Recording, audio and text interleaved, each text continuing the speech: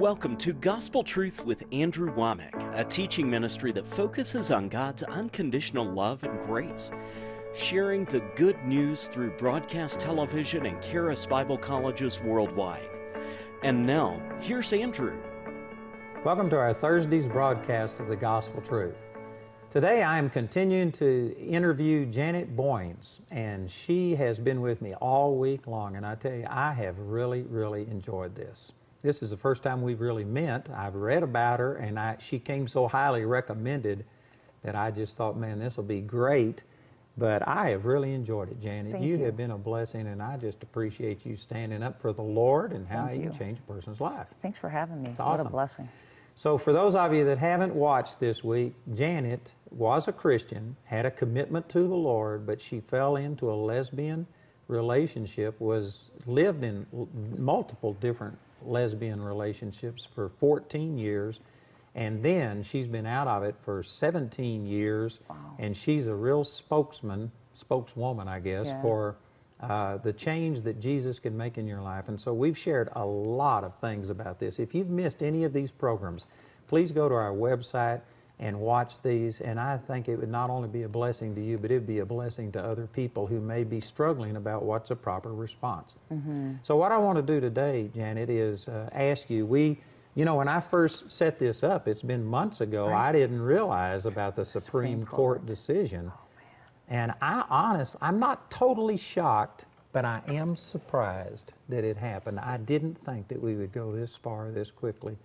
And so some of what we want to talk about today, I want to ask you how you feel that this has affected the homosexual community, and where is this leading? What does this mean for our nation? Well, it's sad.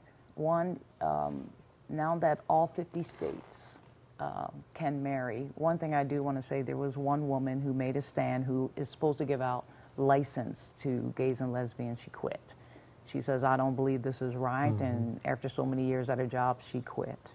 And that's telling me that she's making a stand. Some of us are going to have to walk away from our jobs. Sadly, that's about the only stand some people can make at this moment, because they made it the law of the land. It's going to be flaunted in our face. You know, I walk in, grocery store, Costco's, and you see, two men holding hands now with a baby. And what that's doing is, number one, is depriving our kids of a father and a mother.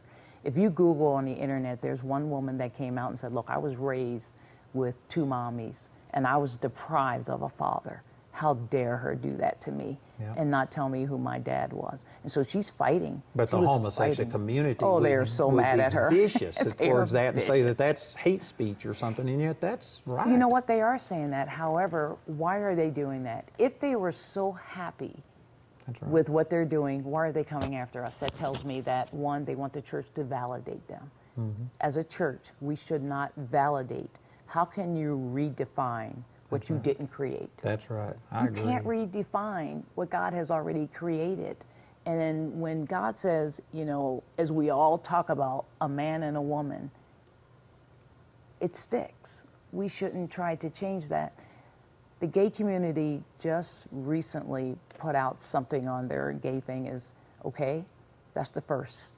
Now we're going to plunge forward.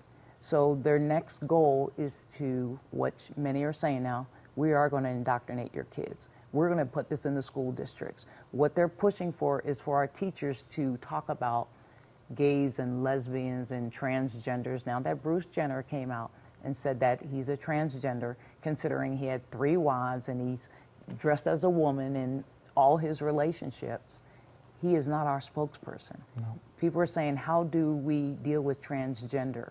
The same way we deal with any other thing, as sin. We call it what it is. I'm not going to say it's gay and lesbian, transgender.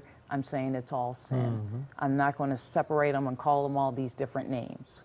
It's sin and it's wrong.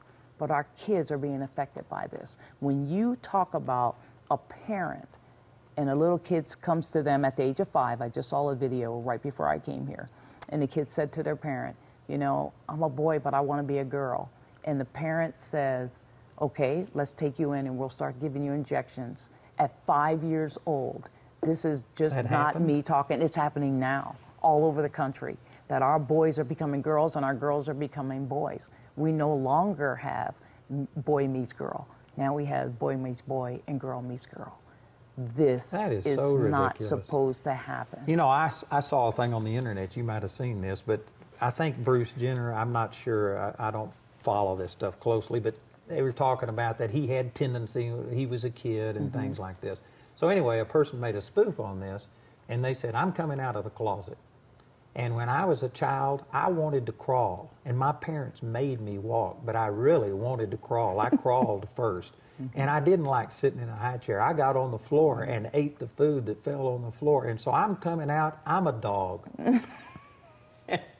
And because they had crawled and because they ate food off the floor, they said that this shows that I was really created to be a dog. And of course, as ridiculous as that is, it's ridiculous. that's the way people say, because a boy one time played with a little doll or something, that made him a girl, or a girl because she bullied people, that made her a boy. You have to allow kids to be kids. Let them have fun. Boys are going to pick up dolls as a kid. I mean, there's parents that my son is playing with let them be kids. Well, I played with little army guys. Yes. They were men dolls instead of women dolls. Let kids be kids and just let our kids and leave them alone. But the gay community, their goal is to have this taught now in our schools. Is it going to happen? You know, I know life and death is in the power of the tongue, but it will happen. They're going to push. When you have the President of the United States, and I love our President. I have to admit I didn't vote for him the first time, and I didn't vote for him the second time. I'm not going to vote for somebody because of the color of their skin. Well, praise God. When he did not line up with my belief systems, and I don't care if you're Democrat, Republican, if you line up, then I'm going to vote for you. That's the way I do things. So. You know, Janet, it's a little off topic. It is off, but I couldn't help myself. But I heard that 98% of blacks voted for Obama. Some of my friends that are born-again Christians did vote the first time, but they didn't vote the second time. But you know what? You could not get 98% of Americans to agree on anything except color. And, I know, that's sad, and what isn't I it? tell people is, and I'm not prejudiced, but Obama was elected by prejudice. Yes. All of the blacks voted for him because he was black, Yes. and many whites voted for him because they felt guilty. Yes, and I am not going to, and I hear it from the black community. I mean, sometimes Democrats and even my own family slap me upside the head and saying, you know, why are you a Republican? I said, I'm not a Democrat, I'm a Republican. It's just they line up more with my belief systems, with the Word of God, and that's where I'm going to stand. I'm not going to be at a church. I'm not going to be involved with people, men and women, that don't line up with my belief, because that's talking about being unequally yoked. And if I start aligning myself with somebody who doesn't believe, then I'm going to take on their demeanor, I'm going to take on their thoughts, and I'm not going to let that happen. So I'm going to bring them up. I'm not going to let them pull me down. So do you think that this Supreme Court decision has emboldened the gay community? Man, it gave them, it's almost like Superman. You know, they feel like they can take on the world and do anything now because of the support that they not only have from Hollywood. All these big corporations are now endorsing the gay community. They're taking their money and they're giving it towards the gay community to support them in any way that they can. I mean, when you see on live TV that the president, you know, calls one of the attorneys and says, hey, attaboy, you know, we got this thing turned around. That's a sad day in America. I tell you, seeing the White House draped in the rainbow that colors, broke my heart. That's terrible. And you know, the other thing that breaks my heart, you know, aside from the Supreme Court, is that those of us as Christians will not embrace the rainbow color. We have literally handed it over to the gay community and said, take it. Well, I believe that we need to take that back, not in a bad sense, but embrace it and say, it's okay for us to, you know, take on rainbow. It's okay to wear a rainbow wristband, because that represents what God said, that once He put that rainbow in the sky, that's the covenant of God. And we have broken that covenant. According to Ezekiel, that is the glory of That God is the glory. round about the throne. Come on now. And the gay community has shanghaied it. I don't know how. And we have, but that's our fault. We have allowed that to happen, and we have to find a way as the church, the body of Christ, to embrace that rainbow and take it back. You know, Charles Finney said that if America ever fails, the responsibility have to be laid at the feet of the preachers. Mm-hmm. Because we have not taken a stand. And hopefully, this is one good thing that might come out of this. I think that this is so grievous to the average Christian that I think that it may finally wake up the body of Christ. And there might be civil disobedience like Martin Luther King did and stuff that could turn this around. So, and I even heard something on one of the programs, I forget which one now, but there was a activist for the gay and lesbians that was saying that they honestly didn't know what to do because they've lived under a persecution complex and feeling that they're treated unjustly, and now that that's made the law of the land, they're losing their identity. To be honest with you, many of them don't want to get married. Matter of fact, a lot of them aren't too happy that this passed, because now those who are trying to force them to get married, you know, they feel like they're going to have to do something that they really don't want to do. Well, I mentioned earlier in this little thing, I've got a statistic that 38% of male homosexuals have 1,000 partners in a lifetime, and 50% have up to 500 partners in a lifetime. And you said that that was similar to what you had experienced. Right, in there. absolutely. And so the idea that they're presenting that we are just like a heterosexual couple, it's just two men or two women, and they're trying to present it as totally normal is not true. Well, how can it be? You can't be fruitful and multiply. Well, I know, but I mean, I lived that life for 14 years. I understand homosexuality. I know what it's like. And you know what? Thank God that, you know what, I lived that life, and what the enemy meant for evil, God is turning around and using for his good. And because of my experience, I'm able to go out and tell people that you can change, that this is not something that God ordained, and that somehow we have to find a way to help those that are struggling. Those that come to us, we can't help anybody who don't want our help. And you know what? They're not the ones that I want to minister to. But if I can help men and women, we're going to do that. So what do you have available, like if people contact you through your website or something, how do you help them? You know, I have some volunteers that, I have parents that have children that are living this life, and they graduate from Oral Roberts University. They're very smart and intelligent. We have them counseling some of the parents. I have some young girls that, you know, live the life of homosexuality, have degrees. They're assisting us. We're only spiritual leaders. We're only sharing with them what we know and what helped us. But also we have a plan based on what they're dealing with, not based on what we're dealing with. And if we can help them, then we say, you know what, maybe it'd be great if you go see a counselor. Now, I don't understand, you know, they're trying to cut down the reparative therapy. I think, number one, that's just a bad name. You know, however, there are many ministries and organizations out there that are doing the reparative therapy. Is not a bad thing. They're only counseling them, and they're trying to help these men and women walk out of the life of homosexuality. They're getting to the root cause. And once you get to the root cause and you pull that root out, that's when you start seeing freedom. That's where you find freedom. That's when you're able to walk in holiness. So your ministry is not only helping those that are in the homosexual, but like you mentioned, the couple from ORU that have a child in this. And so if people have parents that have really children struggling in this, they would be able to call your ministry and get help? We get many calls from parents that have kids that are living a homosexual life, because the first thing parents do is want to rip into their child. I don't support that. You don't reject your kid. That is still your child. However, you can set up boundaries. You know, we love you. You can come into this house, but we will not accept gay marriage. You know, we will not come to your wedding. We have to stand up for what we believe in. But then, in turn, that's where the kid is coming and say, well, if you don't support my marriage, then you don't support anything. So they walk away. I was thinking of this before you said it, but let's take a scenario where a Christian parent loves their child, but they're in a homosexual lifestyle. And if they want to come home for Christmas, do you let the two women go into a bedroom together and spend the night, or the two men, or...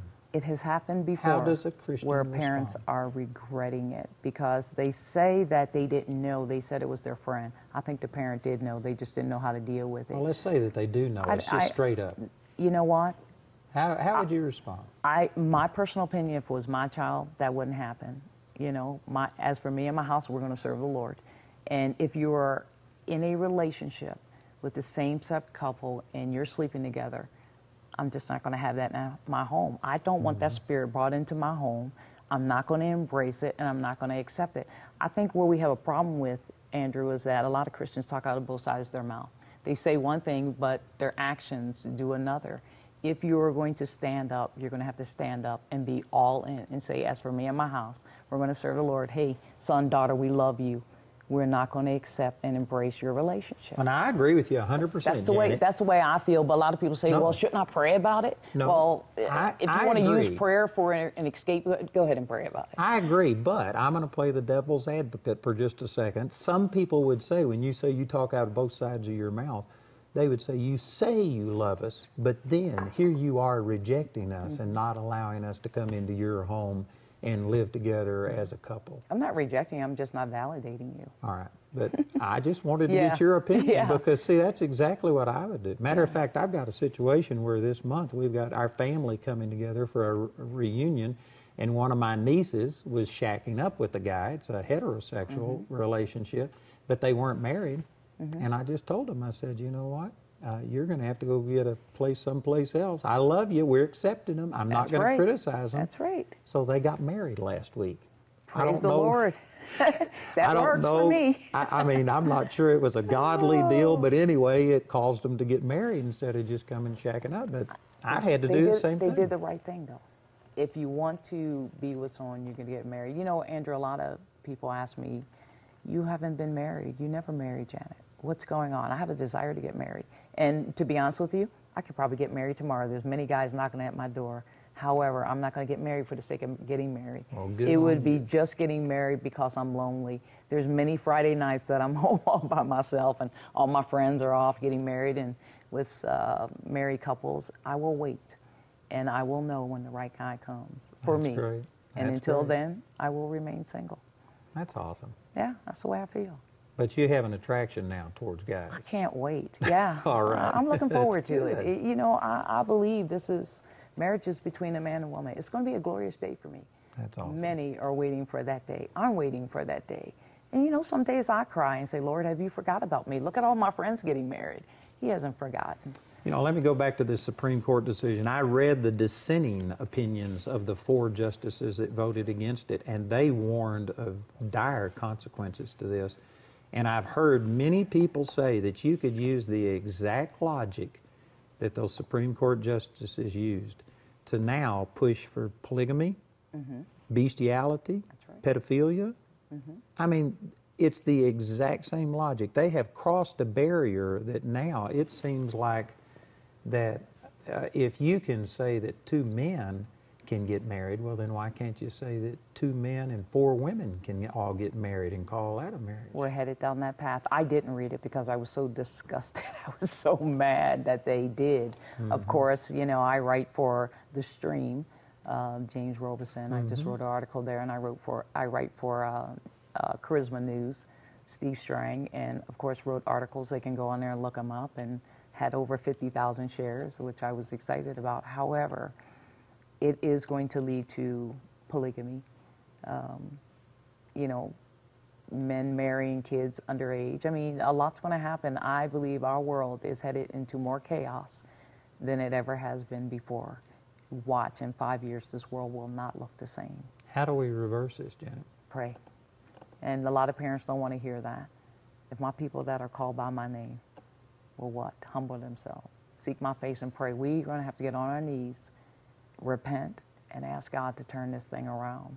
That's all we have. I've been praying about this, and I've not arrived at the place that I'm totally confident that this is right. But I've been thinking that we have dual citizenship. We have a heavenly citizenship, and the way we represent the Lord and reach out is one thing. But then we're also citizens of this country, and we have certain rights as citizens that, you know, a lot of Christians are just saying, well, we're going to turn the other cheek, we're going to love them and stuff. But then as a citizen of this country, we've got the right to stand up and redress this. As Martin Luther King did, civil disobedience, I believe, is going to be a godly thing for Christians to do. It's going to be a good day when we see pastors as yourself and ministry leaders stand up and say, no, we're not caving to this. And many are, but many aren't. They've already brought up that, well, if you don't accept this, then we'll take away your tax exemption. And They can have it. I've said, have it. They can have it. I mean, I don't want that to happen, Yeah. but you know, our ministry is not based on our tax exemption. I would hate to think that Christians would quit giving to ministries just because they couldn't get a tax write-off. You know, if anything, they should give more. They should give more to the ministries like mine that are out there trying to help men and women come out, because in the end, they're going to turn to us for help. So why not give towards these ministries so we can do our best to assist the churches on how to work with those that are struggling? And we're open to do that. As I said, they can call into our phone line, and we answer within 24 hours. Never fails. We always, and matter of fact, I do answer a lot of the calls as well. Well, I certainly agree that prayer is important, but I also believe that there has to be tangible, physical things we can do, and one of them is that ministers need to start speaking out on this in love, but you got to speak the truth. And Janet, I know that there's a lot of ministers watching this program right now, and there's many that probably have just, in a sense, swept this under the carpet, and they're going to go on and act as if nothing happened. But the way I look at it is, if you were standing next to me and if I just barely touched you, you wouldn't have to do much because it wouldn't make a difference. But if I punched you or ran at you and tried to knock you over, you would have to respond with equal force or I'd knock you down. And since this is being crammed down our throat, I think that there has to be a response by ministers to this proportional to the pressure that's being put against us. That is so true. I believe the Supreme Court has thrown the punch when they made that decision to allow all 50 states now to have marriage. And for the pastors, I say to them, it's time to stand up. It's time to make a stand, not for me, but for Christ, and say, as for our church, we're going to deal with this. We're going to do everything we can to help those that are struggling, but let's preach from Genesis to Revelation. Even though we have gays and lesbians in our churches, let's still talk about this, because the day you talk about this, that opens the door for conversation. We're going to have to communicate, and that's the only way we're going to get to the bottom of this and help people that are struggling. And even parents are afraid because they feel that, you know, they're going to be blackballed or they're going to be rejected. If the pastors open up the door and talk about it, they're going to see more people get help, and we're going to be able to help these families. So do you think that gay and lesbians would actually entertain dialogue on this? What I've seen is it's all one-sided. You took the words right out of my mouth. Yes, they will, but only if you support what they believe, and we won't do that. They are trying to get into our churches, but they're trying to take what the Bible says and they're trying to turn it around and saying we need to support them and not those that are helping men and women come out of homosexuality.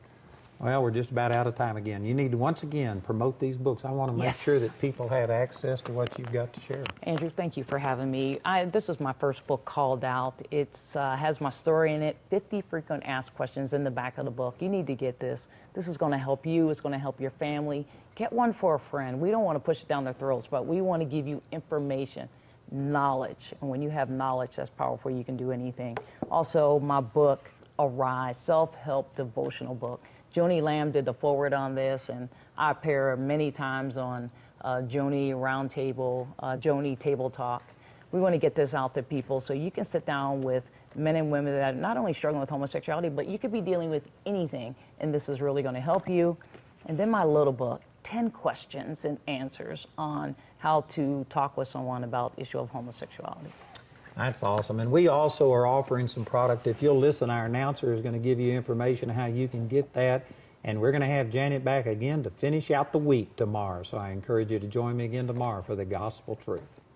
We hope you enjoyed today's interview with Janet Boynes. If you'd like more information about Janet, her ministry, or the resources she has available, visit her website at janetboynesministries.com. This entire week of programs titled Free from Homosexuality, Janet Boynes' interview, is available on DVD as seen on TV for a gift of any amount. Today's interview with Janet is also available on audio CD for a gift of any amount when you write or call.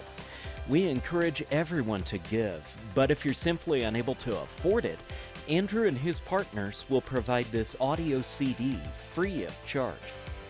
Also today, Andrew would like to offer his teaching series titled Observing All Things.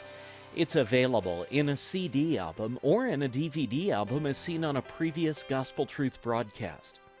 As a bonus, each album includes the Observing All Things booklet that mentions many of the statistics and scriptures with regard to homosexuality, abortion, and creation versus evolution.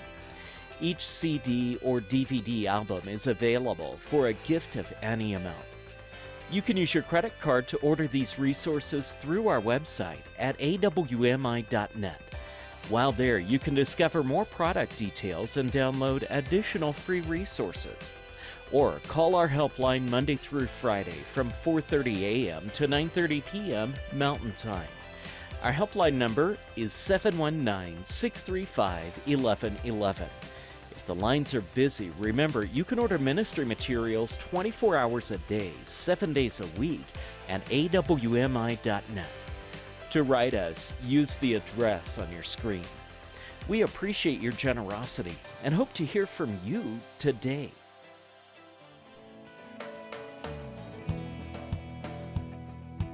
We'd like to point out Andrew's upcoming speaking schedule.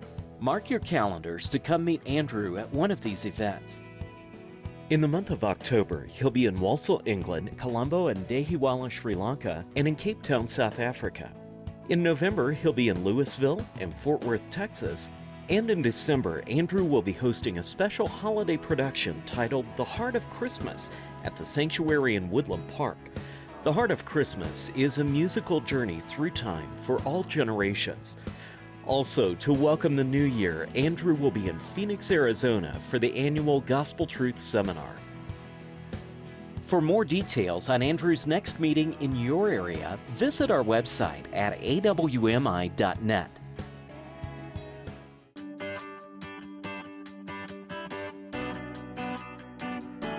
The Ministry Training Program is designed to help Charis Bible College graduates identify and be equipped in their calling of either business, media, ministry, missions, or worship. The Mission School will give students an opportunity to experience missionary life firsthand through an extended stay on the mission field. Mission students will learn how to thrive in a foreign culture while sharing the gospel. To learn more about this program available to Charis Bible College graduates, visit our website at charisbiblecollege.org.